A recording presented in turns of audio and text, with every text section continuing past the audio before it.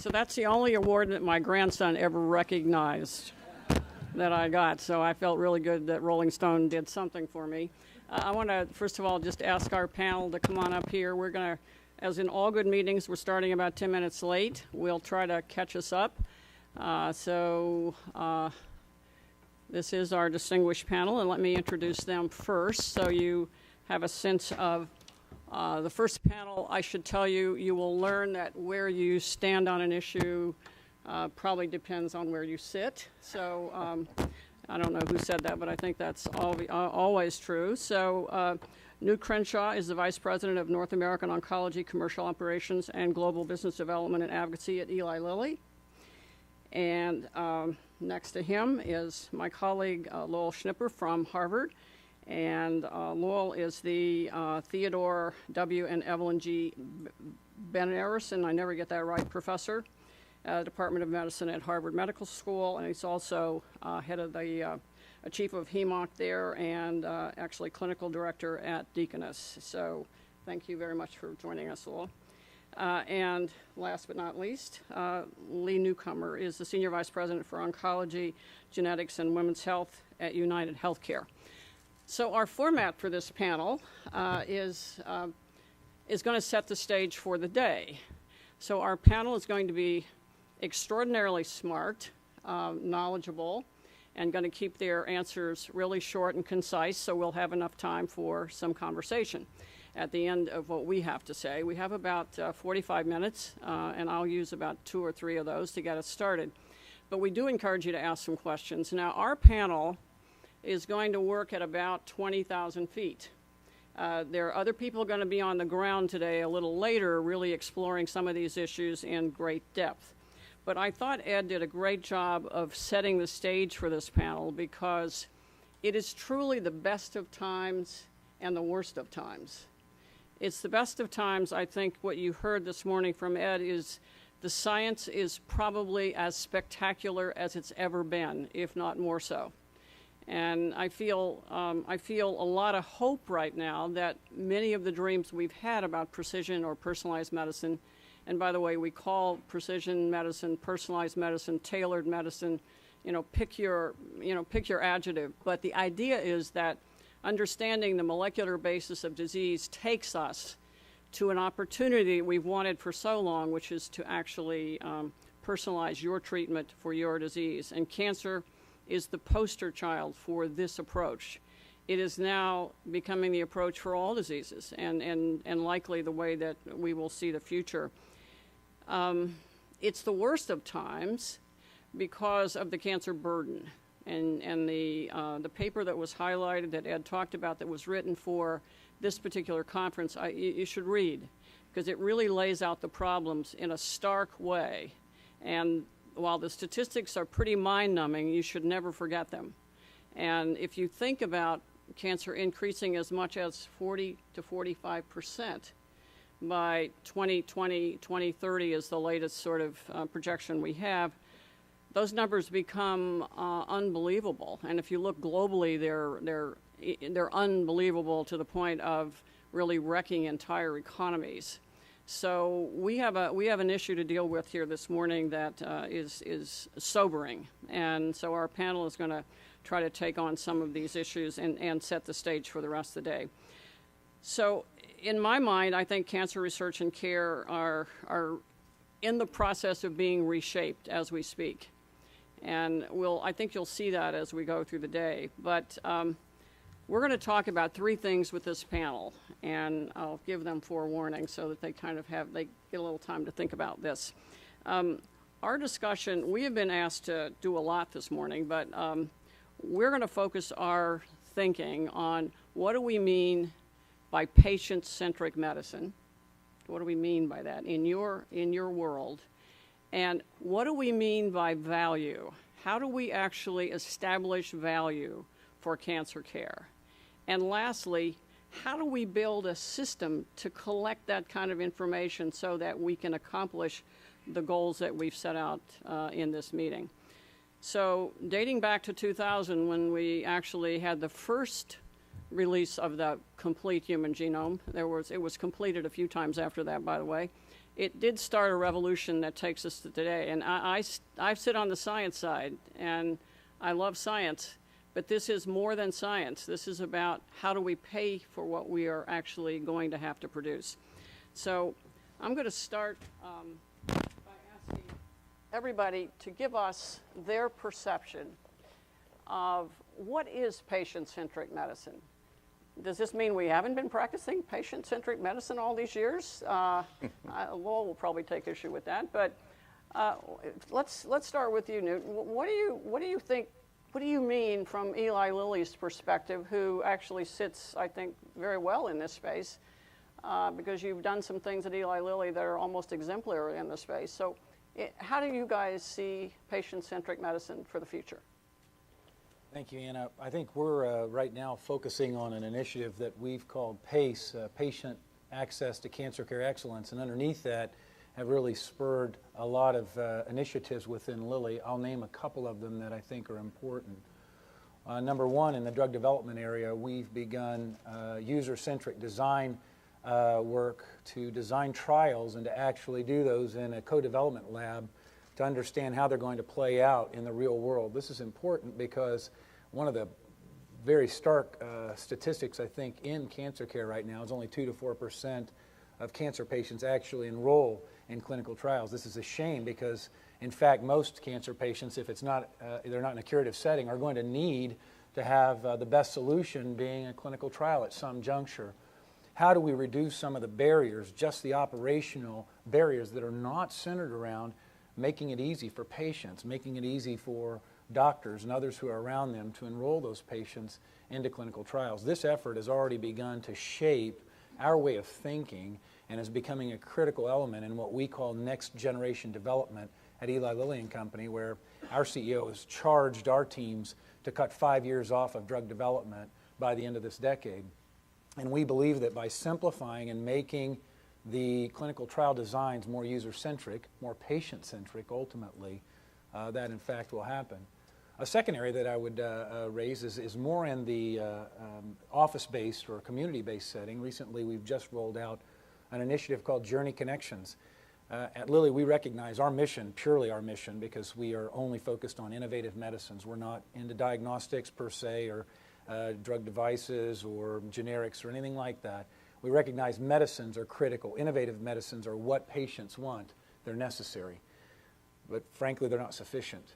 And as a cancer survivor myself, I recognize that. I had non-Hodgkin's lymphoma diagnosis 5 years ago, and I went through the system as one who knows quite a bit about the healthcare system, and it still was somewhat disjointed.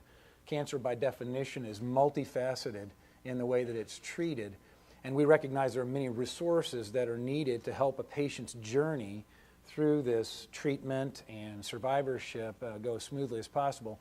So we've developed, again, through user-based design, focused on the patient, how we can pull together in an electronic tool the different resources that are required cancer by cancer, because they're not all the same. A lymphoma patient doesn't have the same experience that a gastric cancer patient or a lung cancer patient has.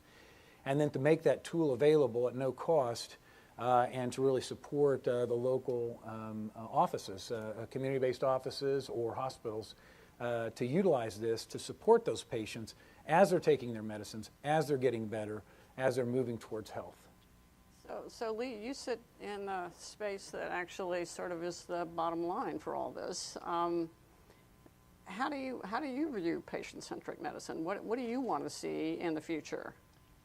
So I'm going to probably side here with Lowell in that I think we've been doing patient-centric personalized medicine since Osler.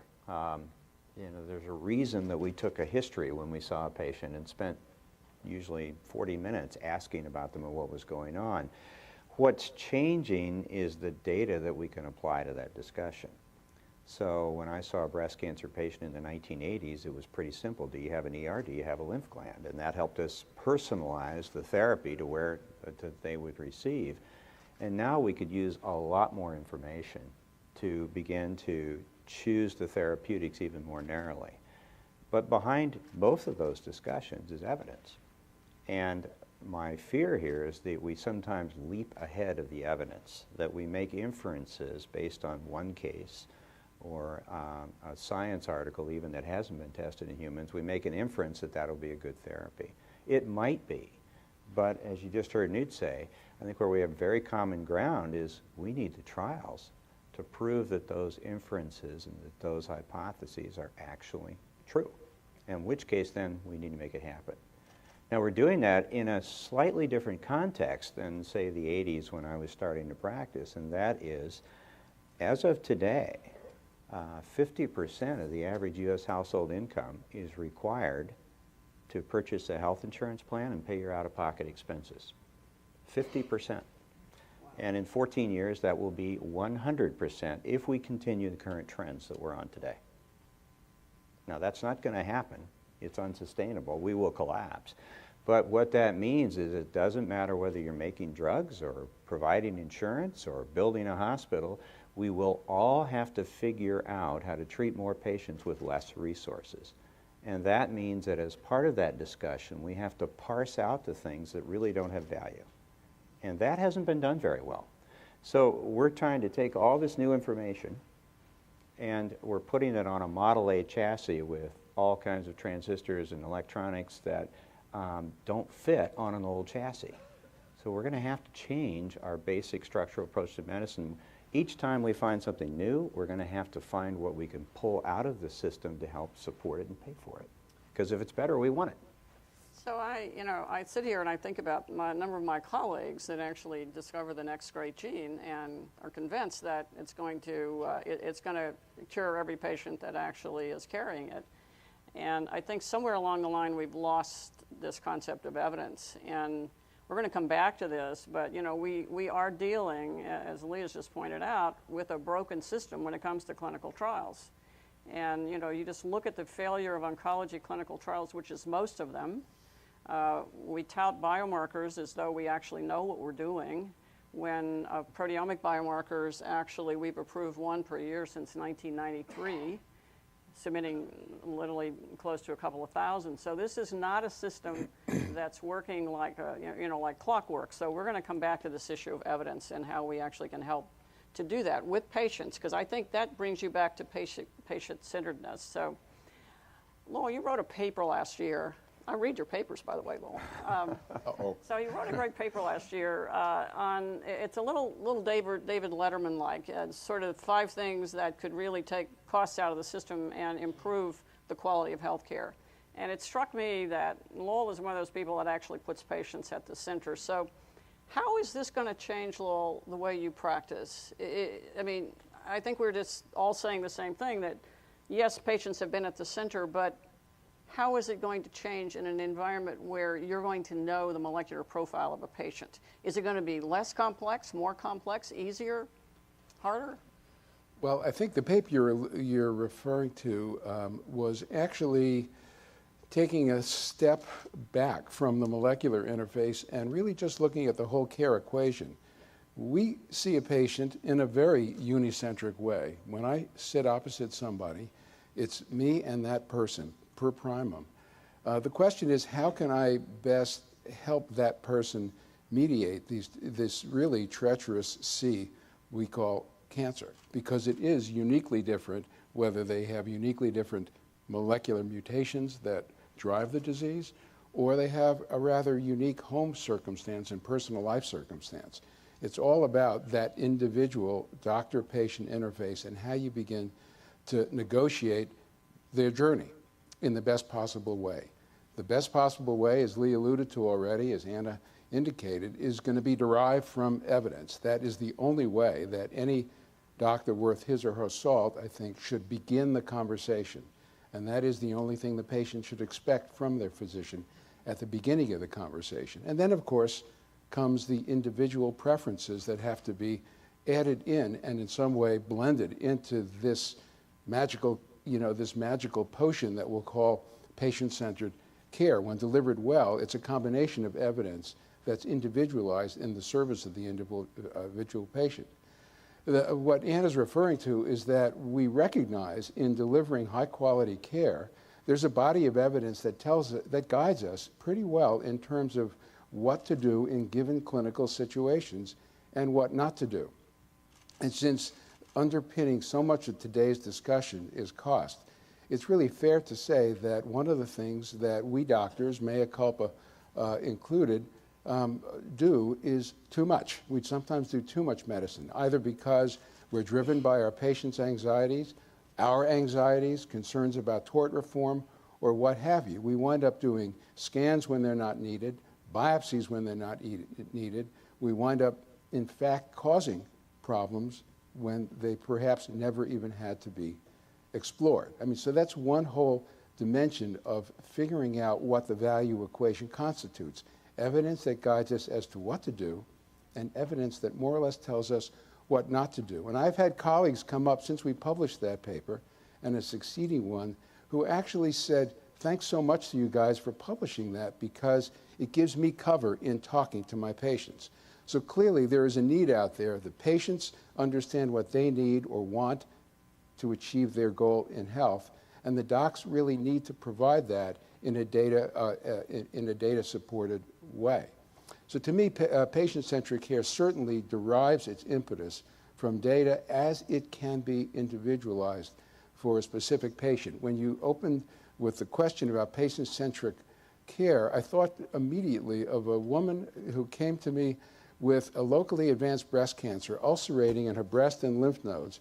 She was 34 at the time, had this mass evolving over about the prior 6 years, but was very involved with a faith healer and only came to see us because her faith healer died of breast cancer after some number of years trying to use faith healing modalities.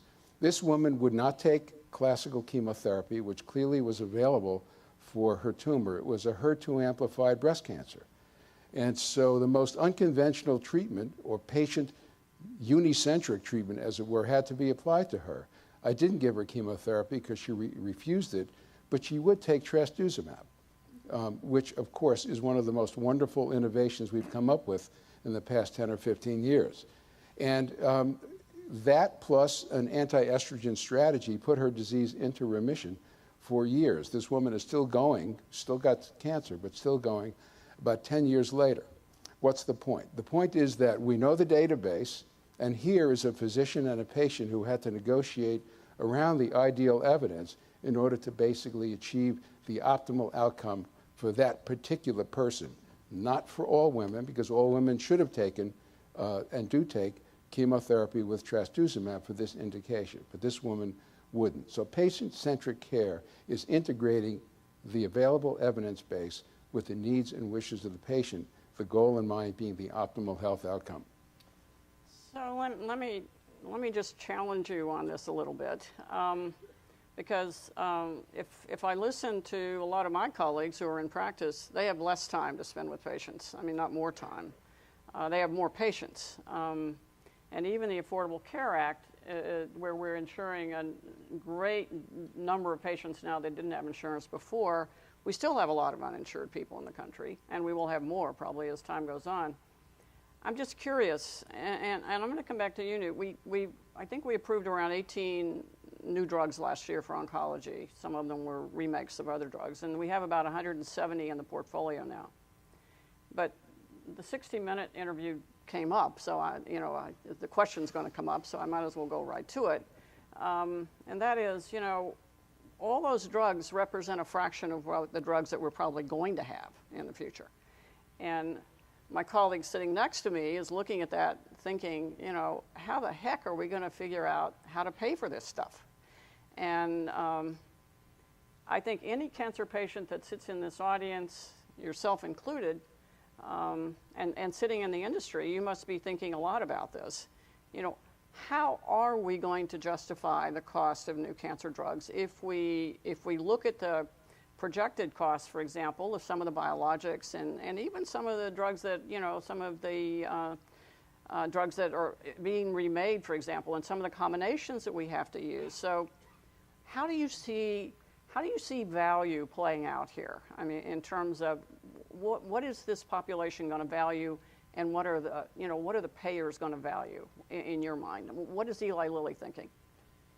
Well, we're thinking about this daily. Obviously, it's a major challenge, and I think it's absolutely not only unsustainable but unacceptable that cancer patients who are facing such a difficult situation that Lowell described can't get the medicines that they need. And the problem is certainly multifaceted. And I think that while we need to focus on cost as one of the elements, I do think we need to elevate the conversation to value.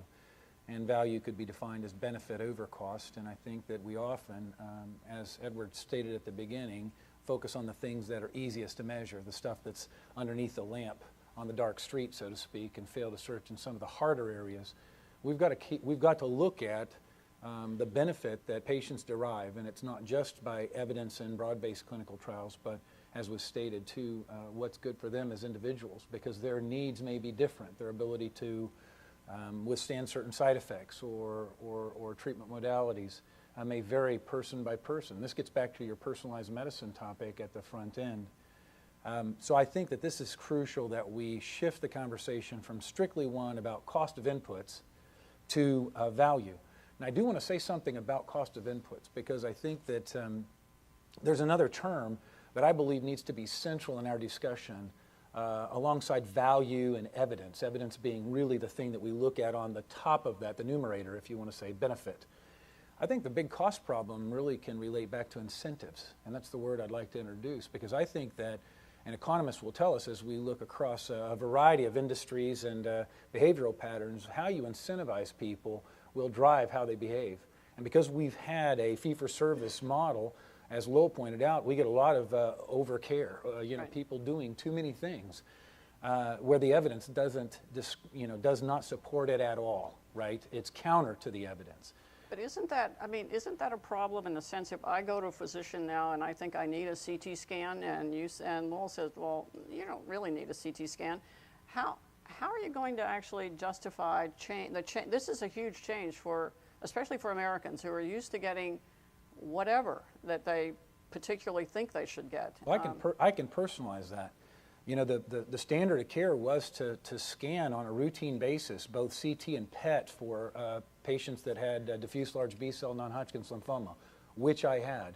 But based on my conversations and the evidence that was being suggested through papers saying that it really doesn't help you, that clinical evidence is as good as these multiple scans, that there can be harm done by multiple scans, I, along with my lymphoma expert doctor, chose not to get those scans on a routine basis, but rather to wait until my treatment was completed and sometime after that to do a scan to determine had it worked. And this is important. So I think it can happen. It's going to take the kind of conversations with patients to help them understand the risk-benefit and the cost associated with these different modalities. So Lee, how do you look at value from your perspective, which is what you think about more than I would guess almost anybody in this audience in terms of, and I've had payers say to me when I've talked about exciting new breakthroughs, ask the following question, is it better than what we're doing? Do you have the evidence, essentially? And, do patients really want this? Is it something that will make a difference to patients? So how, in your position, are you going to decide on value? And how anxious are you to pay $100,000 per year per patient, for example, for a course of therapy? I don't think it's a question of how anxious I'm willing to pay. It's how anxious is the employer and the patient willing to pay, because all I'm doing is raising premiums. Right. Okay. So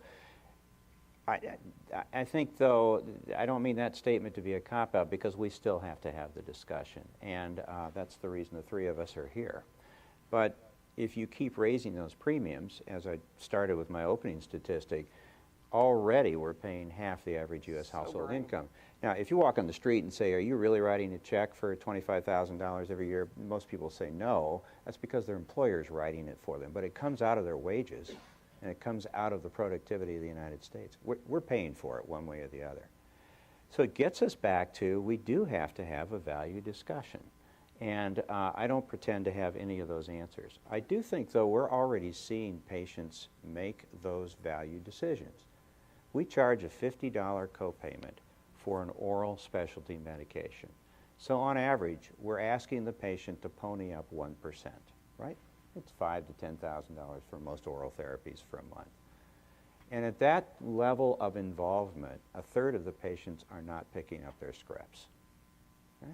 Now, they're making a judgment decision. If they truly thought this was going to have a life impact for them, I suspect $50 at any income level would not be a terribly big burden, but they're not doing it.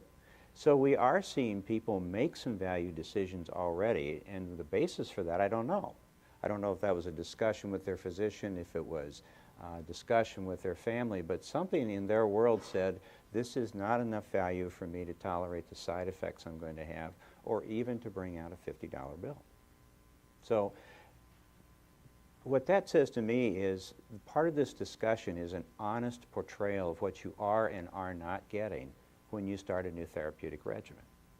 And an awful lot of the regimens that we're talking about as breakthrough in personalized medicine do provide a clinical response, but it's short-lived. And there are significant toxicities to those meds.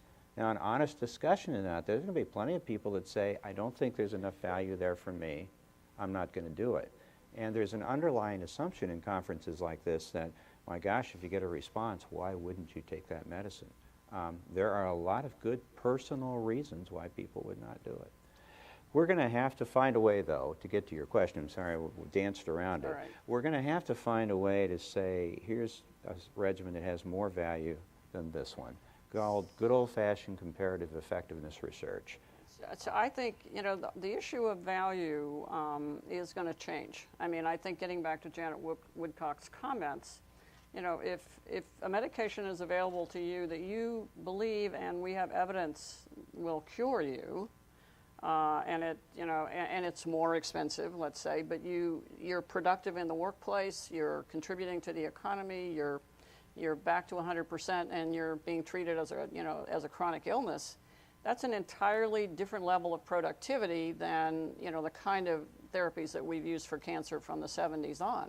So this is an entirely different world in terms of effectiveness, and comparative effectiveness, I think, is going to be, it's going to show that these kinds of treatments are the future. And the issue, I think, though, Lee, is people sitting in this audience have to take on the mantle of doing the work, the hard work of getting the evidence. And you can't, you know, we can't continue down a road of having a smidgen, a little bit of evidence that we believe indicates. And I take you all back to the example of bone marrow transplants for breast cancer. How many of us remember that? And, you know, we were all convinced that, well, some of us were not so convinced, but many of us were convinced that this was the answer to breast cancer. Well, it wasn't. But guess what? We treated everybody off protocol, and so it took longer to get the answer than it should have, and we can't ever do that again. We have to do these trials. So let me say that that's our commitment to the future of this discussion, is that beginning in December, if you want an authorization for a therapy, you have to go online and give us a little clinical information, and then we will show you all the NCCN available therapies that fit that clinical situation. I don't really care about the prior authorization process, but what that's doing for us is now gathering enough clinical data that we will be able to do comparative effectiveness research. We'll know exactly what kinds of clinical parameters the patient had. We'll know the regimen that was intended to be treated with. And we intend fully to make the comparison data available to the public, so that 3 years from now, I'll probably have 4 or 5 breast cancer regimens for the same sets of patients, and we can bring that data forward now to have a discussion about which one's bringing the most value. And hopefully an organization like Lowell's could use that data to say, we think there should be a shift to X or Y based on the information we're seeing. That's something we will do as part of this discussion. So, Lowell, going back to the patient you described, I would imagine that if you asked that patient if they got great value from their treatment regimen, they would say absolutely, because you treated them as a whole individual. How do we actually bring that kind of value to the, you know, to the treatment room? That's the key question. So there are 2 things that I've been involved with that I think bear directly on the discussion, both the value and innovation. Both are related to projects that have been central to ASCO's initiatives in this area. One emanates from the Cancer Research Committee. And this was a paper that several of us wrote about 2 years ago, termed Clinically Meaningful Outcomes in Cancer Research. And basically what it was a group of oncologists epidemiologists, and patient advocates who gathered together to talk about what our goals ought to be to treat advanced non-small cell lung cancer, breast cancer, triple negative type, first metastatic disease, et cetera. And it was really quite interesting because the tug and pull had at its underpinning the fact that we basically accept what we consider to be often statistically significant but not clinically meaningful results as results that then get out into the clinical interface and basically produce drugs and technologies that we all wind up utilizing. We need a higher bar for our clinical trials. We need to basically set the bar courageously, takes courage to do this, high enough so that we are pretty confident that if we reach that bar, the signals can be strong enough to have a clinically meaningful impact, not a statistically significant impact alone. The second thing is that we have, there is a task force that ASCO's put together, which I've been privileged to chair, focusing on an attempt to define value in cancer care. This is pretty hard. It turns out to be very simple. To repeat Michael Porter's line about, value is the benefit you get for a healthcare intervention divided by the cost. But it turns out that defining benefit is not so easy because that requires the patient's input, not just the doctor's input. On the other hand, it requires scientific data to objectively characterize what degree of clinically meaningful impact a given therapy has as compared with the standard of care. And then again, you talk about toxicity when you think about value.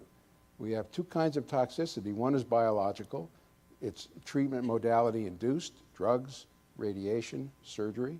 All of those produce certain kinds of toxicities, some short-term, a few occasionally long-term. How does that get factored in? And then finally come the cost. And when thinking about cost and clinical benefit, I'm reminded of the good fortune I had of being at the museum here about 3 or 4 months ago when the Atlantic was sponsoring a conference focused on the new Hep C drug, Soldavy. Specifically, there was just outrage, as Ed said in his introductory remarks, at the fact that there's a $90,000 drug that cures a disease that kills people. And it was astonishing to me as a cancer doctor because I'm thinking about the half of my cancer patients I can't cure, and the fact that many of the therapies I use when they have advanced disease literally give them months, not years, let alone returning them to the workplace, to their families, et cetera, et cetera. So when I think about value, I care far less about the absolute cost of an intervention than I do about what long-term implications it has for the individual, let alone our healthcare system. And that's where we have a real problem. We have innovative science sponsored by NIH and other organizations, innovative biopharma companies that are heavily engaged in this activity, but there is no relationship between the clinical benefit that specific therapies bring to a patient and that which it costs either the patient or society. And I think we need to rectify that while, and this is the big capital W while, figuring out how to preserve those financial or other incentives to make innovation still a high priority. So this conference actually is focused on sustaining innovation, and absent sustaining innovation, none of these things are going to happen. But as you heard from Lee, if we continue on the road we're on, pretty much all of our household budgets are going to go for healthcare. So there's an enormous. I always like to look at problems as really big opportunities. This is a really big opportunity. So, when you have really big opportunities, then really smart, willing people can step into those opportunities. And so one of the biggest opportunities, and I just want a quick response from everybody on this, I have a lot of experience with trying to dislodge data from what my colleague at Arizona State University, George Post, called the nation's data tombs. We have a lot of data tombs, and it's very, very difficult to get data out in a way that it can be accessed, shared, and managed. To do what we have to do, we've got to be able to share data from the private sector, from the academic sector, from the payer sector. All that data has to be available. The genome is digital, folks. I mean, you know, it's no different than a computer. And if he has some of the information, I have some of the information, Newt has some of the information, but we don't all have all the information, then we can't do anything. We can't actually do anything as well as we must. So just in a minute, tell us, what would you do to build a learning system so we get out of the data tomb era and into the data sharing and learning system era? I'd comment in a couple of ways. First, I think that we need to create the right incentives, back to my earlier comment, for companies to share data that are, if you will, pre-competitive about the basic science, the basic biology of the disease, and to do so in a way that goes beyond where we are today. And furthermore, to take that into a place, as you alluded, to where drug combinations, particularly novel combinations, can become more the norm.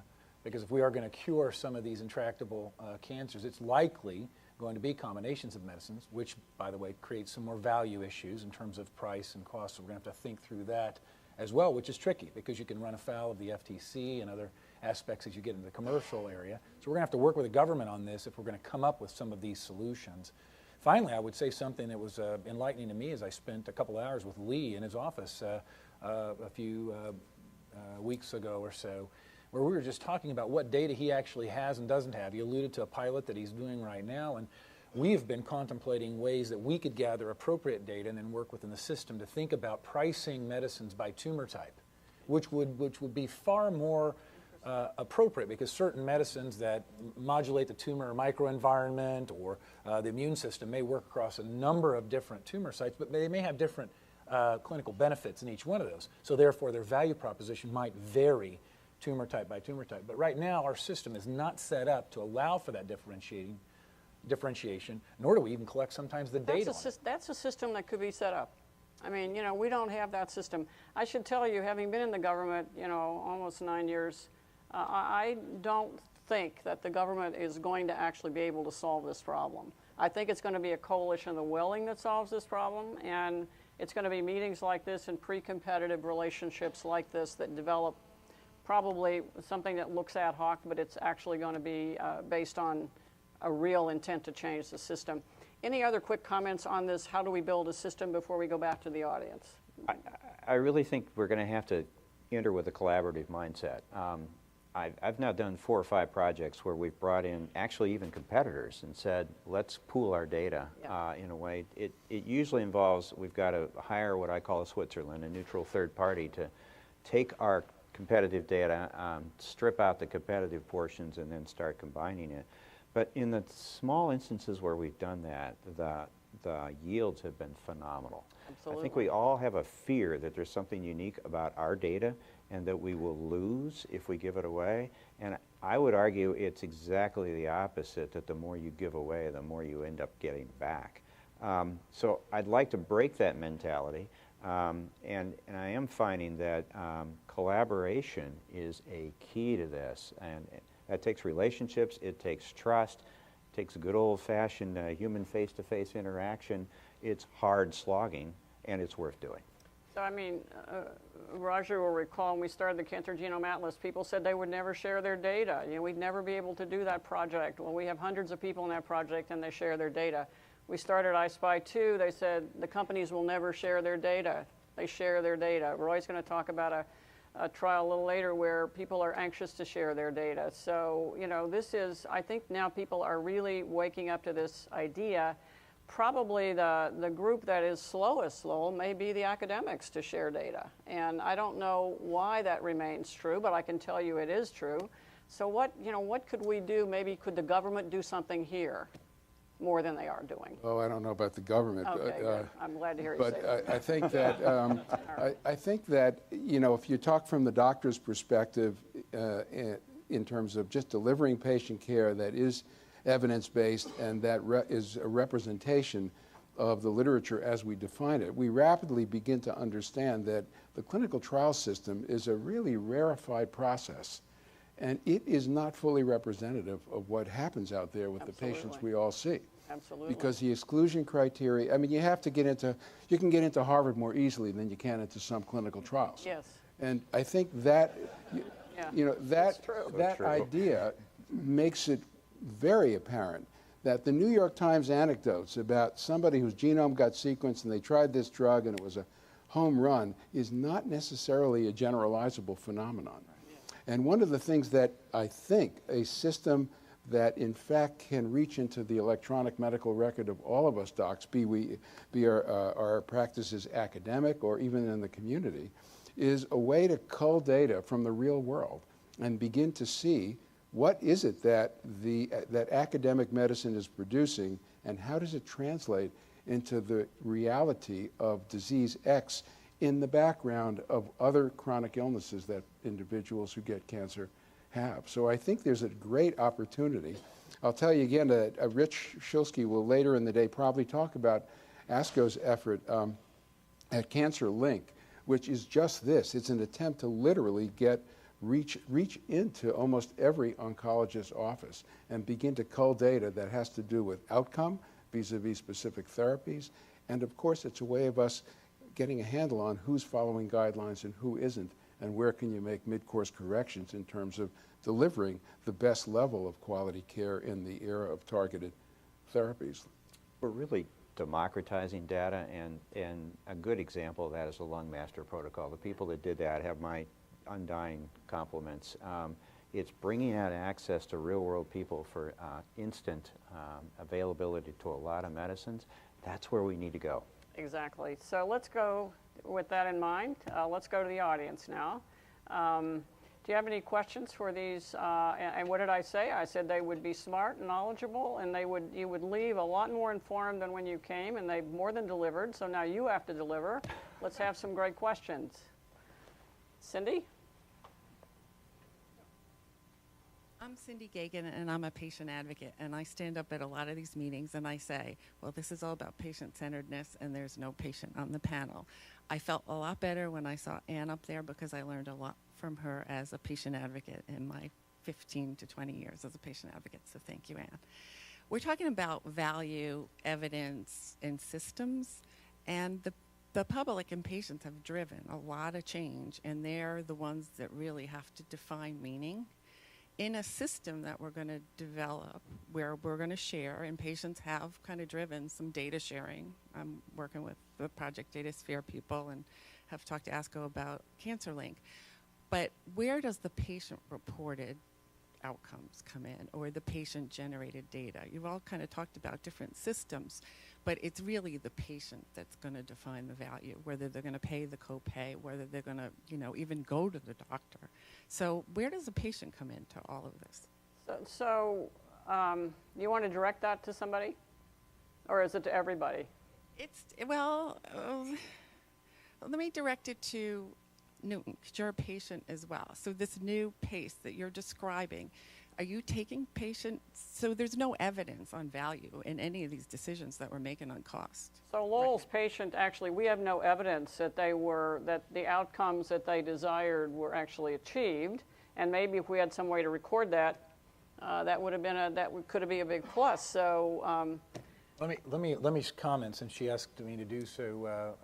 We are actually collecting patient-reported outcomes in our clinical trials. It does create a greater cost burden for us and time to do so, but we're doing that to gather data and insight into what the patient's experience is.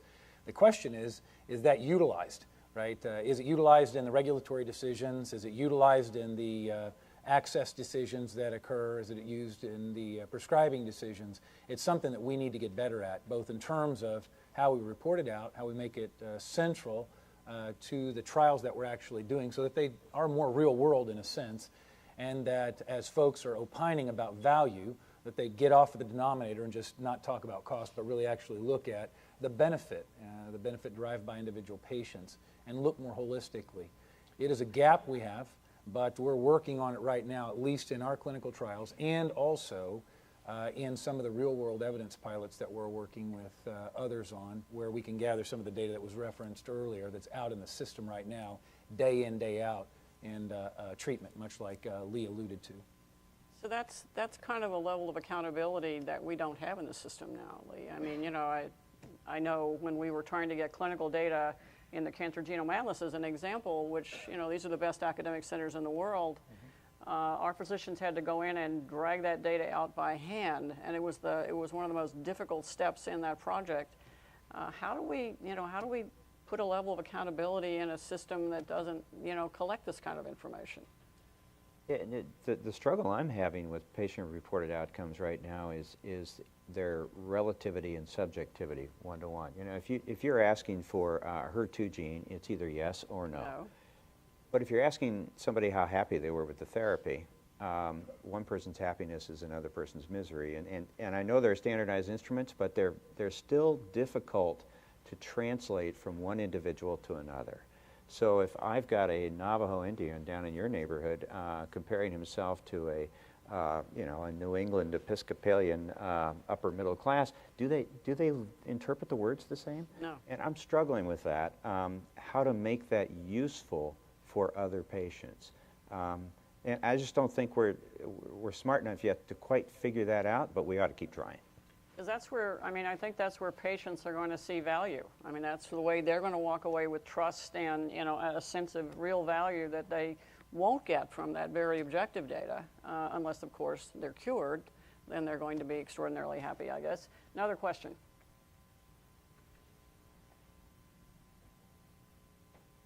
Thank you. Dealing with psychological variables is difficult, although not impossible. I'm actually a psychologist by training. But in talking about value, I think the numerator is not the only problem. And we might be better off if we worked, at least to begin with, to say, how do we deal with the denominator? Side effects, even biologically clear side effects that we collect in our clinical trials, are actually costs. And we don't have a way to actually combine them into the value equation. If we actually took current clinical trials and figured out how to integrate the side effects into a value, that might be a good learning experience for us to figure out then how to deal with the more difficult psychological variables. So I'm all in favor of collecting the psychological. I think it's very important to patients. But we haven't even figured it out for the things we already collect. So, just to that point, in our efforts in the ASCO Value Task Force to come up with an algorithm that is representative of value, what we're actually in the process of doing is codifying clinical benefit in a variety of ways to try to ascertain which, to the largest audience of our constituencies, patients, pharma, insurers, oncologists, makes sense. We're also doing that with toxicity. Not an easy task, but we're basically trying to look at the relative impairment or lack thereof of new treatment X compared with standard Y, and integrate that with clinical benefit to come out with what we'll term something like a net health benefit score. Now, the literature is really imperfect as we define it from the point of view of characterizing toxicity. It's good at being very specific with nausea, vomiting, neuropathy, et cetera, but it doesn't roll it all up into, could I pick my kids up at nursery school kind of thing. And that is a problem and a challenge for us. Yeah, I see my colleague standing up over here, so and that he's looming. When he looms, you have to get off.